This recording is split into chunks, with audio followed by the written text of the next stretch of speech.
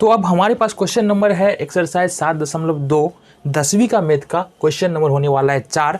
और ये क्वेश्चन करने से पहले जो है ना थोड़ा सा विभाजन फॉर्मूला को ध्यान में रखना होगा, क्योंकि विभाजन फॉर्मूला से ये क्वेश्चन हमको समझ में आने वाला है। ठीक है, तो क्वेश्चन क्या कह रहा है जानेंगे समझेंगे फिर आगे बढ़ेंगे हम। क्वेश्चन कह रहा है बिंदुओं -3 10 और 6 8 को जोड़ने वाले रेखाखंड को बिंदु -1 6 किस अनुपात में विभाजित करती है।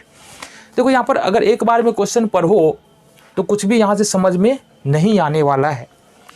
तो विभाजन फॉर्मूला में हमने क्या पढ़ा था, विभाजन फॉर्मूला में हमने पढ़ा था अगर हमारे पास देखो कोऑर्डिनेट ज्योमेट्री में जब भी आते हैं एक बिंदु को दिखाने के लिए हमारे पास दो वैल्यूज होते हैं, एक्स का और वाई का।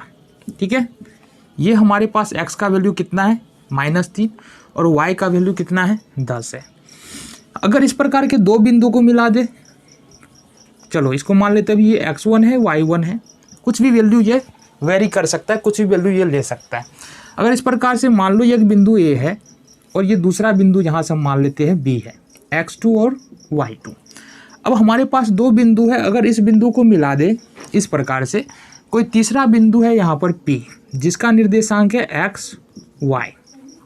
ठीक है, अगर ये यहाँ से यहाँ तक की दूरी m मान ले, यहाँ से यहाँ तक की दूरी n मान ले, तो कहने का मतलब है P बिंदु जो है AB रेखा को m अनुपात n में विभाजित कर रहा है। P बिंदु क्या कर रहा है, m अनुपात n में विभाजित कर रहा है। तो विभाजन सूत्र क्या बताता है हमको, विभाजन सूत्र बताता है हमको यहाँ से यदि इसका, ठीक है ये तो हमको दिया हुआ होगा, ये हमको दिया हुआ होगा, इसका अगर निर्देशांक निकाले हम x बराबर यहाँ से होता है mx2 प्लस nx1 बट्टे m प्लस n। यहाँ पर y का निर्देशांक निकाले तो my2 प्लस ny1 बट्टे m प्लस n।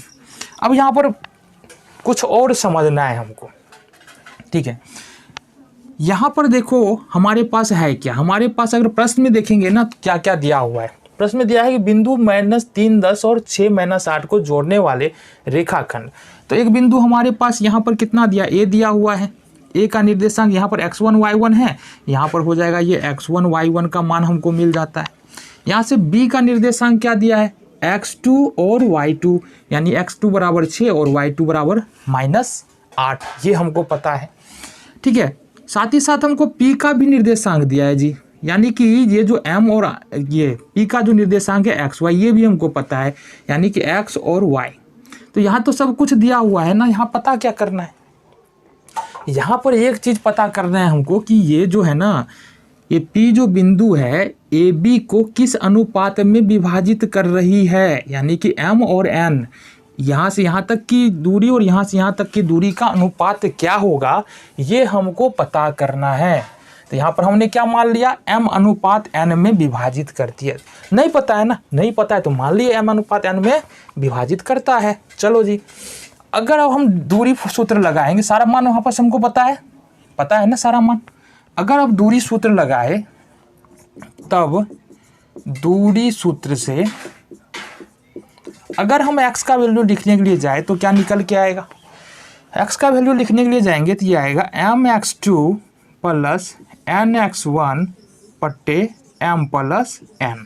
ठीक है, यहाँ से देखो x का वैल्यू क्या कितना है, यहाँ पर -1 है तो -1 हमने रख लिया। ठीक है, m का वैल्यू देखो कितना है, m का वैल्यू m ही है तो m हमने रख लिया।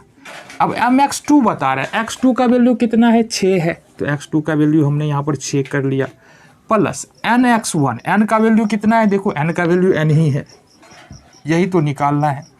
और x1 का मान क्या है -3 है, बट्टे में करेंगे m प्लस n। ठीक है, यहाँ तक कोई समस्या नहीं है। चलो जी, यहाँ से देखो x का वैल्यू कितना था, यहाँ पर इस वाले x का वैल्यू -1 तो -1 हमने रखा है।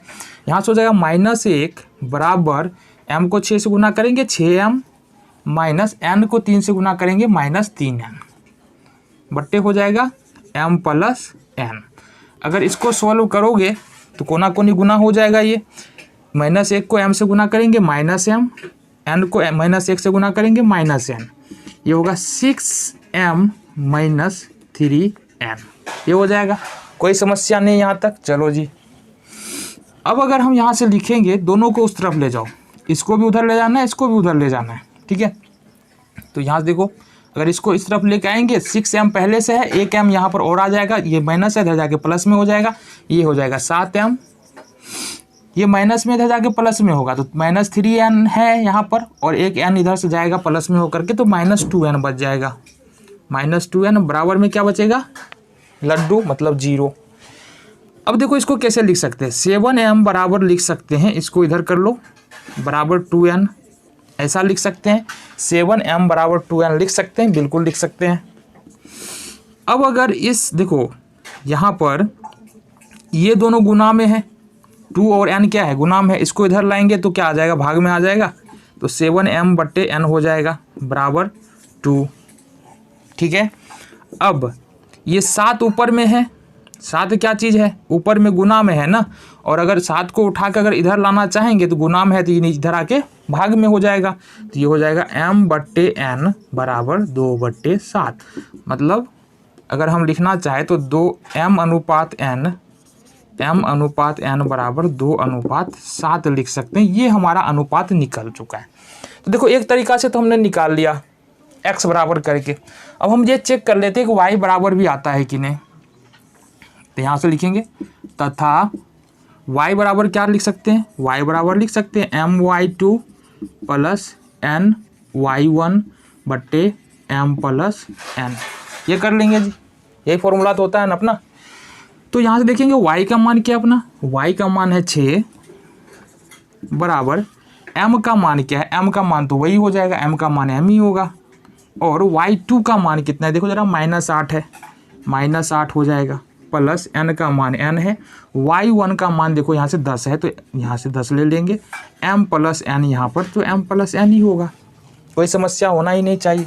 कोना कोनी क्रॉस मल्टीप्लिकेशन करेंगे, 6m प्लस 6n बराबर m को -8 से गुना करेंगे, -8m हो जाएगा, प्लस 10n हो जाएगा।